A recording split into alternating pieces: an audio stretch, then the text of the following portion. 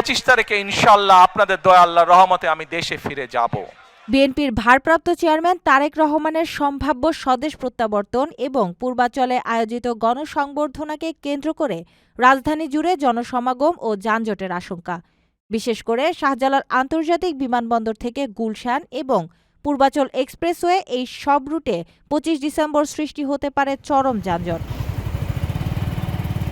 এই পরিস্থিতিতে প্রবাসী যাত্রীদের জন্য এসেছে জরুরি বার্তা। বিমান বাংলাদেশ এয়ারলাইন্স থেকে জানানো হয়েছে, আগামীকাল অর্থাৎ 25 ডিসেম্বর যারা দেশে ফিরবেন বা বিদেশ গমন করবেন তারা যেন নির্ধারিত ফ্লাইটের কমপক্ষে 4 থেকে 5 ঘন্টা আগে বিমানবন্দরের পথে রওনা দেন। বিমানবন্দর এলাকায় নিরাপত্তা জোরদার থাকলেও যানবাহন চলাচল ব্যাহত হতে পারে, তাই পরিকল্পনায় সতর্কতা জরুরি।